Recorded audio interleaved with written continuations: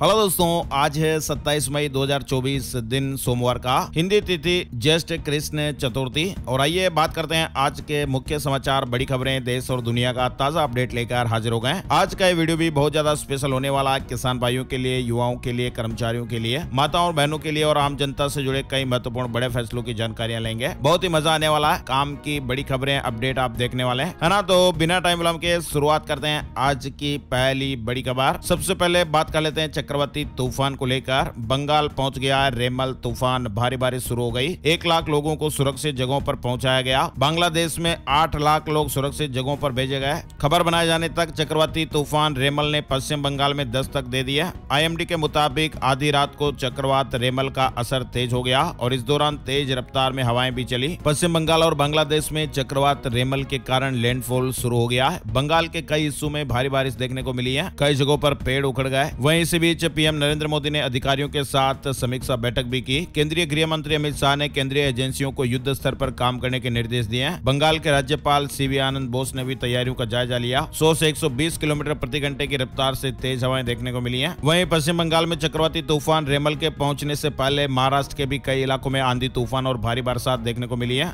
यवतमाल जिले में तूफान ने बड़े पैमाने पर मकानों को नुकसान पहुंचा दिया। हालांकि इस तूफान का रेमल से कोई लेना देना है या नहीं, इसकी जानकारी अभी तक सामने नहीं आई, लेकिन एक बड़ा सा बवंडर देखने को मिला। कई घरों की टीन की चादरें उड़ गई। कुछ लोग गंभीर घायल भी हो गए। पश्चिम बंगाल में तो चक्रवात की वजह से हजारों पेड़ उखड़ गए। पेड़ गिरने से कई रास्ते तक बंद हो गए। मध्य भारत तक इस चक्रवाती तूफान का असर देखने को मिल रहा है। मध्य प्रदेश के भी कई इलाकों में तेज हवाओं के साथ बरसात देखने को मिली। झारखंड में भी साइक्लोन का असर दिखाई दे सकता है। 50 किलोमीटर प्रति घंटे की रफ्तार से हवाएं देखने को मिल सकती है। 2 दिनों तक बारिश की संभावनाएं भी बन रही है। इस मैप में आप चक्रवाती तूफान की लाइव लोकेशन भी देख पा रहे हैं, किस साइड से आया और कहां तक ये किस इलाके की ओर जा रहा है, ये अपडेट आप देख पा रहे हैं, है ना। और आगे बढ़ते हैं दोस्तों, बड़ी खबर आ रही है। अमित शाह ने कहा कि जम्मू कश्मीर में 30 सितंबर से पहले विधानसभा चुनाव होंगे, फिर राज्य का दर्जा देंगे, 5 साल के अंदर यूसीसी लाएंगे, एक साथ चुनाव भी करवाएंगे। भारत पे और फोन पे ने सुलझाया ट्रेडमार्क विवाद। दोनों कंपनियों के बीच पी शब्द के इस्तेमाल को लेकर पिछले 5 सालों से विवाद चल रहा था।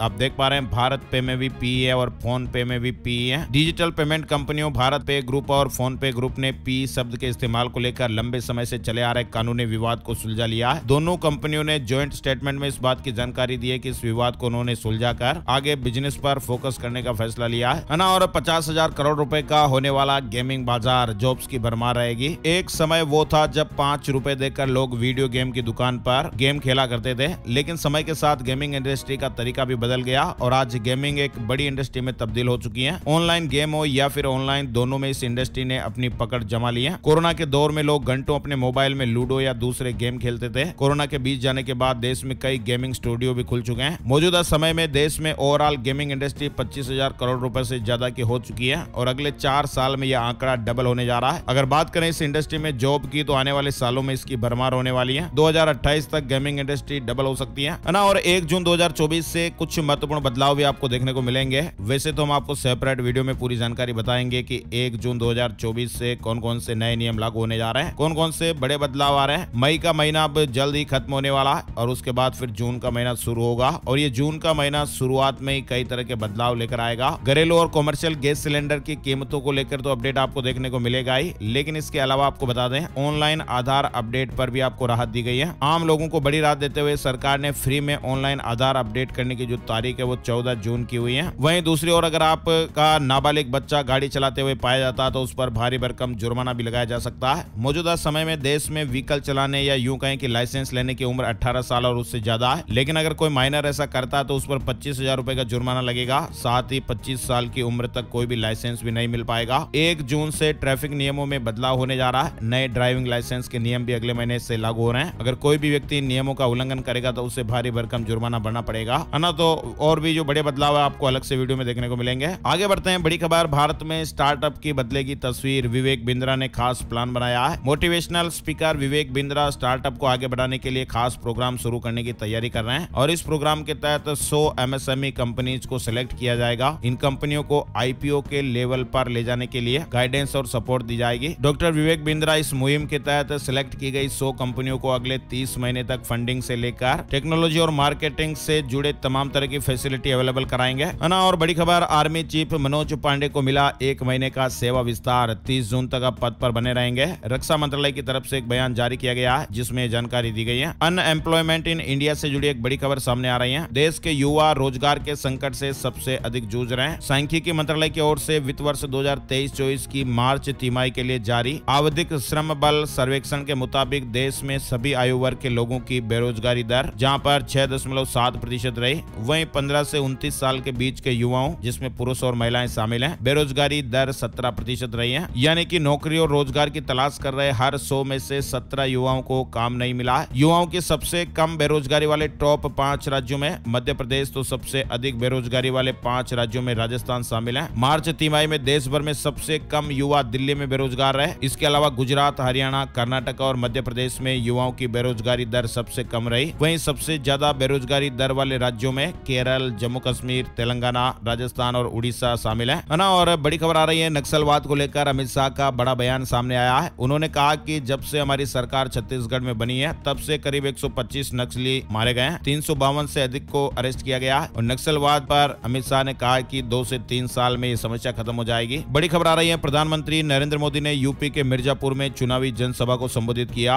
ईडी गठबंधन पर जमकर निशाना साधा है। नेक नियत, नेक नीतियां और नेशन फर्स्ट। मिर्जापुर में पीएम मोदी ने कहा कि मोदी गरीब, दलित, पिछड़ों के हितों के लिए समर्पित हैं। बड़ी खबर है मानव दूध का कारोबार गैर कानूनी। एफएसएसएआई ने कहा कि बिक्री या प्रोसेसिंग की तो फिर सख्त एक्शन लिया जाएगा। एफएसएस एक्ट 2006 के तहत मानव दूध की प्रोसेसिंग या बिक्री की इजाजत देने से मना कर दिया है और निर्देश दिए गए हैं कि अगर कोई इंसानी दूध और उसके उत्पादों का कारोबार कर रहा है तो उसे यह फौरन बंद कर देना चाहिए, नहीं तो उसके खिलाफ कानूनी एक्शन होगा। वहीं एक बड़ी दर्दनाक खबर राजधानी दिल्ली से आ रही है। दिल्ली के चाइल्ड हॉस्पिटल में आग लग जाने से 6 नवजातों की जान चली गई। अस्पताल का मालिक गिरफ्तार हो गया है। आरोप लगा कि बिल्डिंग में अवैध ऑक्सीजन की रिफिलिंग का काम किया जाता था। दिल्ली के विवेक विहार स्थित एक चाइल्ड हॉस्पिटल में शनिवार 25 मई की देर रात आग लग गई और हादसे में 6 नवजात लोगों की जानें चली गई, 5 का रेस्क्यू किया गया। वहीं राजकोट गेम जोन में आग से 12 बच्चों समेत अब तक 28 की जानें चली गई हैं। वेल्डिंग की चिंगारी से आग भड़की अपडेट आया है। हाईकोर्ट ने भी इस मामले में रिपोर्ट मांगी है। गुजरात हाईकोर्ट ने राजकोट गेमिंग जोन में लगी आग का स्वतः संज्ञान लिया और इसे मानव निर्मित आपदा बताया है। इस मामले पर हाईकोर्ट भी सख्त है और एक दिन में रिपोर्ट मांगी गई, कहा कि नियमों का पालन नहीं हुआ।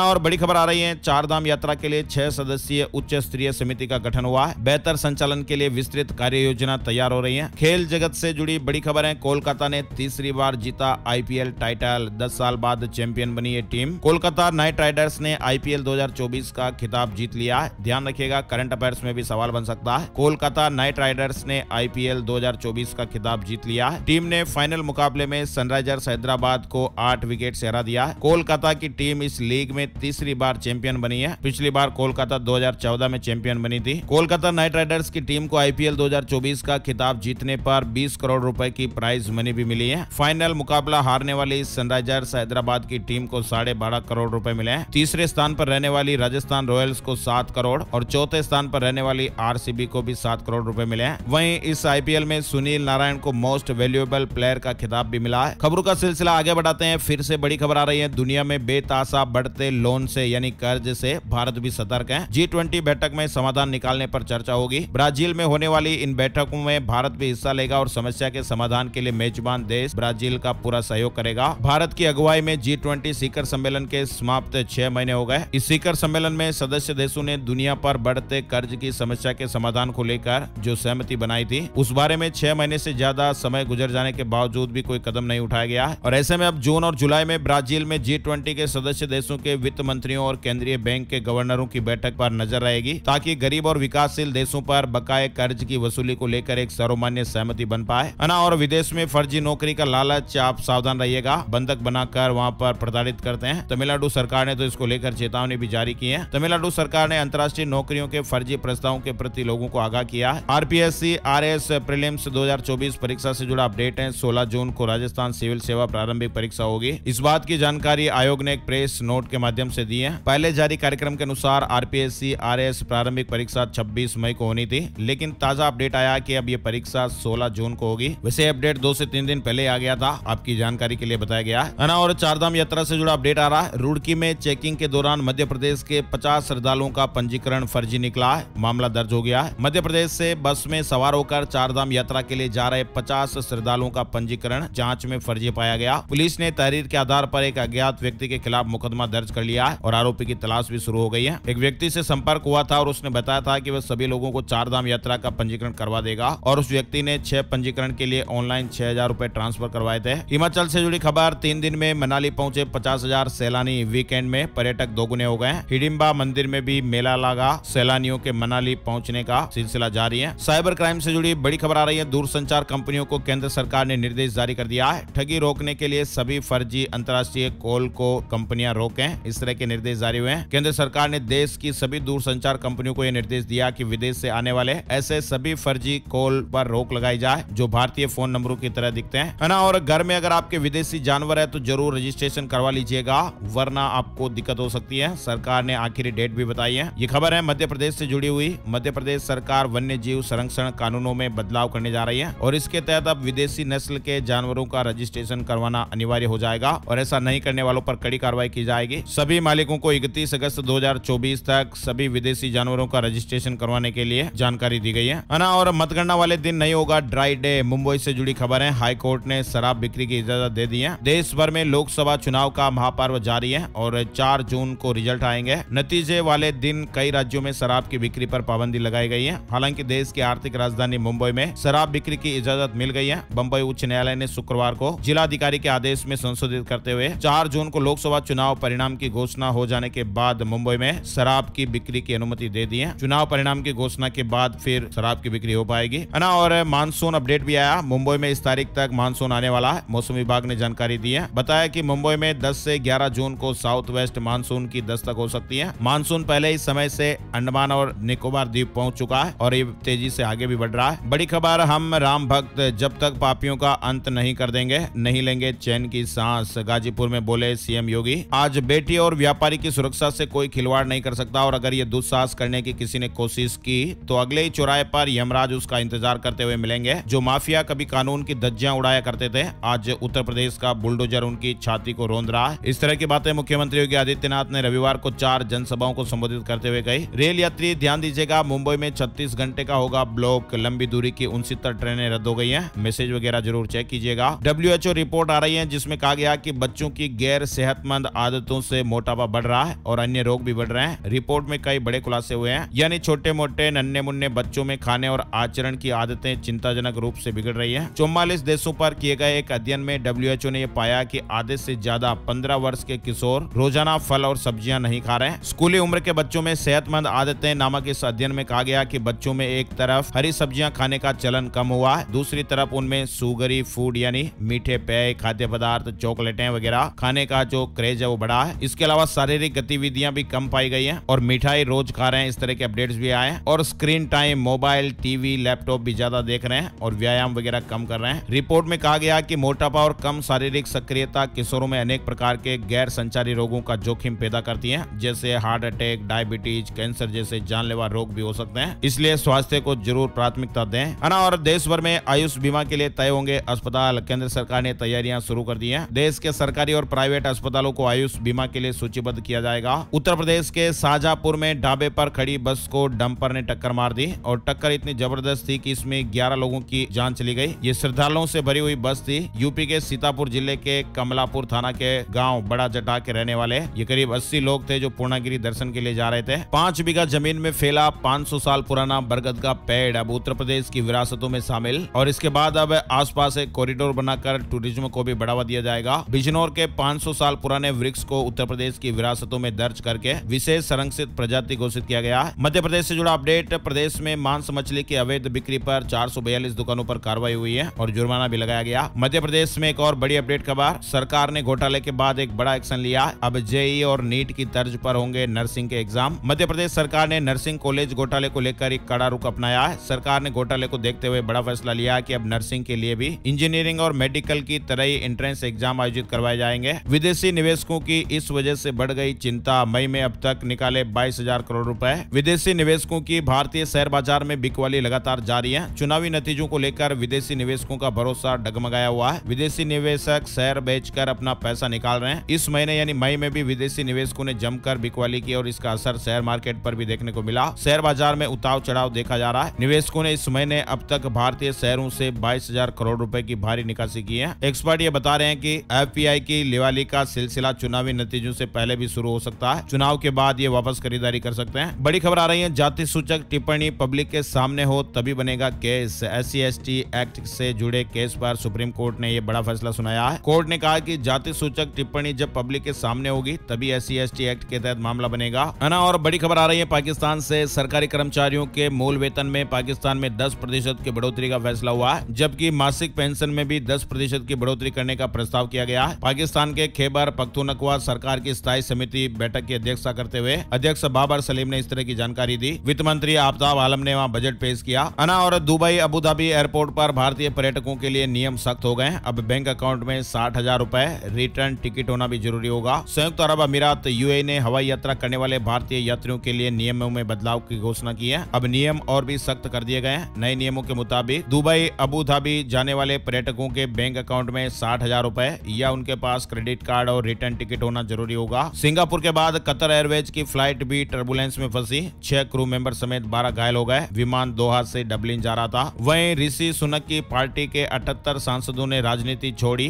ब्रिटेन में आम चुनाव से पहले अब तक 122 नेताओं ने चुनाव लड़ने से इनकार कर दिया। यानी ब्रिटेन में आम चुनाव की घोषणा के साथ ही PM ऋषि सुनक को एक नई समस्या से जूझना पड़ रहा है। सत्ताधारी कंजर्वेटिव पार्टी में लगातार सांसदों का इस्तीफा जारी है। ऋषि सुनक ने कहा कि चुनाव जीते तो आर्मी सर्विस अनिवार्य करेंगे, कहा कि नेशनल सर्विस रूल वापस लाएंगे और इसमें 18 साल के युवाओं को ब्रिटिश आर्मी ज्वाइन करना जरूरी होगा। कनाडा से जुड़ी खबर है, अब भारतीयों को और भी आसानी से मिलेगी कनाडा की नागरिकता। मालदीव के साथ फ्री ट्रेड एग्रीमेंट की कोशिश में भारत, मोइजू ने कहा, इससे व्यापार आसान होगा। 2023 में मालदीव का सबसे बड़ा ट्रेडिंग पार्टनर भारत था। ईरानी राष्ट्रपति के निधन के बाद हिजबुल्लाह ने इजराइल को सबसे बड़ी धमकी दी है और कहा कि हम कुछ आश्चर्यजनक करेंगे। बड़ी खबर आ रही है उत्तर प्रदेश से संभल से जुड़ी हुई। संभल में धूनी लगाकर तपस्या कर रहे एक संत की जान चली गई। गर्मी से राहत दिलाने, नशा मुक्ति और विश्व शांति के लिए संत तपस्या कर रहे थे। रविवार दोपहर उनकी तबीयत बिगड़ गई, सेवादार हॉस्पिटल ले गए लेकिन उनकी जान नहीं बचाई जा सकी। ये संत 23 मई से अपने चारों ओर आग लगाकर तपस्या कर रहे थे। 4 दिन तक चलने वाली उनकी ये तपस्या 27 मई को पूरी हो जानी थी। बड़ी संख्या में श्रद्धालु भी बाबा के दर्शन करने के लिए पहुंच रहे थे। 45 डिग्री सेल्सियस तापमान के बीच ये आग लगाकर तप कर रहे थे